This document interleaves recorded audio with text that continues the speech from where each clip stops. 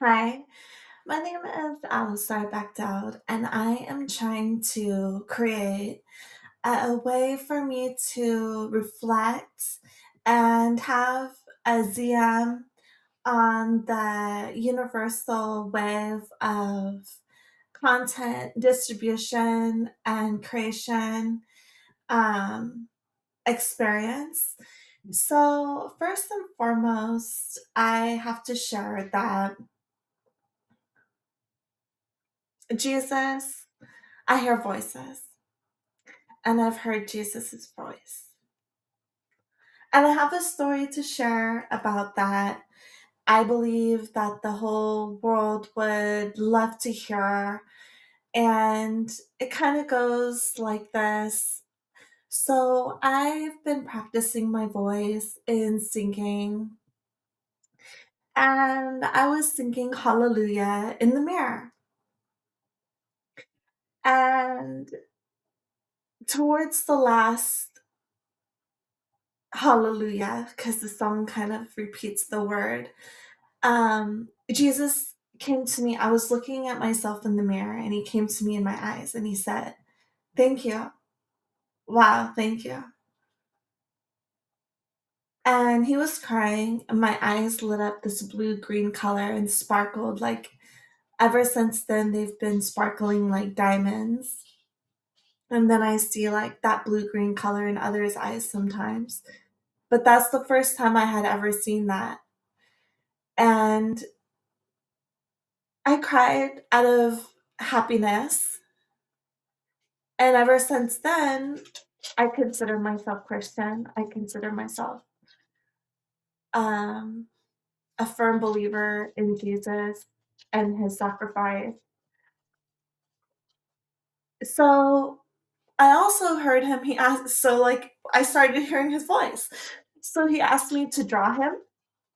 So I drew a picture of him, and then I was on my way to Starbucks one day, and he said, "If you can hear me, come touch this water in this random pond across the way from a church on Cedar and Herndon area in Fresno, California." So I was like, you know what? There's gonna be a time where I'm gonna be able to review this, and I'm not and I'm gonna go touch the water, okay, Jesus? So let's just see how this goes. Let's see what happens. I know there's technology that's being developed here to help in that reality. Because right now I'm hearing things, but I'm gonna make it my reality. So I was like, I'm gonna go touch the water. So I did. And he said, "Coffee for you for free for the rest of your life because you can hear me." So I said, "Coffee for me for free." So I was on my way to Starbucks. I go there and I was like, did you hear Jesus like I did just now?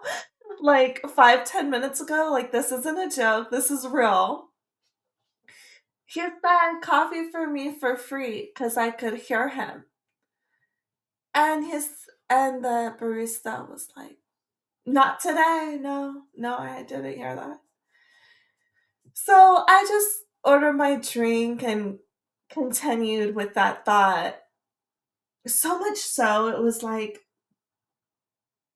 I began to feel entitled. I felt entitled. I felt entitled to my coffee, and then like my experience, like that the universe should know my experience. They should care more. People should, you know, um have been aware. Like I just thought there's no way I'm the only one who could hear this. Like I feel like there's this massive script in the universe, and our thoughts are monitored and recorded for quality purposes. I've gone through a lot in my life to believe in that. Um, so I thought to myself, well, what can I do? What's in my control to feel better about the situation? So I went through a time in my life where I would I felt like that experience was more important than anything else I'll ever experience, and that I am entitled to my goods and services for free of charge if I'm going to be watched and not cared for in the way that I intend. So I'd go to Vons, I'd get my groceries. I go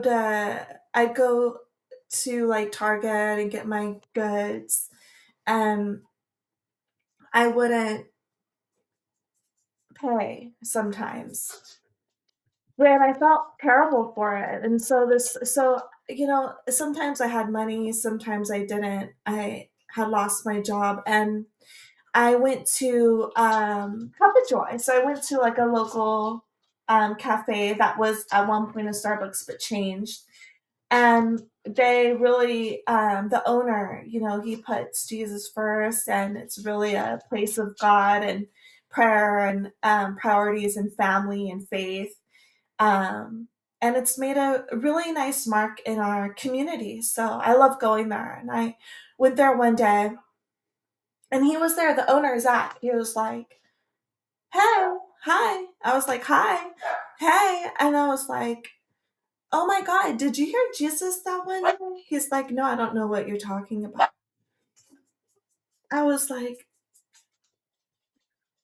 "Oh my gosh, here's that coffee for me for free." Because I was thinking, I was practicing, and he said thank you, and he asked me to draw him, and I did.